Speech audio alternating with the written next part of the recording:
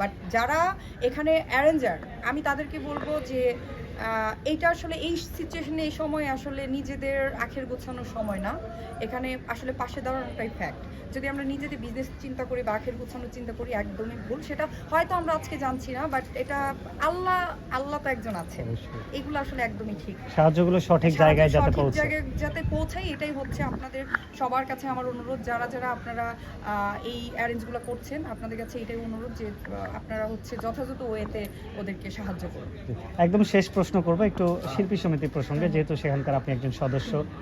দেশ তো আসলে বৈষম্য বিরোধী আন্দোলনের পরে সাবেক সরকারের পতন হলো এবং এখন একটা নতুন দেশের স্বপ্ন সবাই দেখছে, এবং আমরা এতদিন দেখেছি যে শিল্পী সমিতিতে অনেকে রাজনৈতিক দলে একটা প্রভাব খাটানোর চেষ্টা করতো। সো শিল্পী সমিতি এখন বৈষম্য মুক্ত করার সময় কিনা? আসলে শিল্পী সমিতিতে রাজনৈতিক প্রভাব খাটাতো কারা আসলে আমার ওইভাবে জানা নেই। হয়তোবা স্বল্প কিছু শিল্পী, স্বল্প সংখ্যক সেটা আমি একটু ধরিয়ে দেই, যেমন আমরা নিপুণ আক্তারের নাম শুনতে পাচ্ছি যে সাবেক একজন আওয়ামী লীগ নেতার সঙ্গে তার একটি সম্পর্ক ছিল, এবং নিপুণ আক্তার অনেক শিল্পীকেই কল দেয়া তো নির্বাচনের আগে যে ভোট দেওয়ার ব্যাপারে, বা ওনার নাম মেনশন করে একটা প্রভাব খাটানোর চেষ্টা করতো। এবং অনেক আর্টিস্টও ভিকটিম আছে। তো এই যে এই ধরনের একটা প্রভাব খাটানোটা তো আসলে আপনাদের ইমেজটা কিন্তু প্রশ্নবিদ্ধ করে সাধারণ জনগণের কাছে। এটা নিয়ে একটু বলবেন কিনা, যে এখন আসলে এই ধরনের বৈষম্য থাকলে সেটা আপনারা আর্টিস্ট হিসেবে প্রতিহত করবেন কিনা?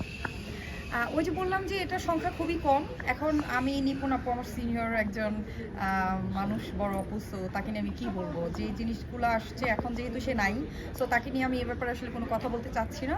তবে এই ধরনের জিনিসগুলো আসলে হয় কি, একজনের কারণে 10 জনের কিন্তু বদনাম হয়। হ্যাঁ, একজন শিল্পীর কারণে সবাই ভাবে একটা ব্যাড ইম্প্যাক্ট পড়লে কিন্তু সবার উপরে পড়ে যে হয়তো শিল্পীরা এরকমই। হ্যাঁ, তো এটা একদমই ঠিক না। তবে এখন যদি ওরকম কোনো কিছু হয়, রাজনৈতিকভাবে যদি আমাদের সমিতি পরিচালিত হয়, সেটা অবশ্যই আমরা সেটার জন্য আমরা রুখে দাঁড়াই। Thank you Moumita, thank you.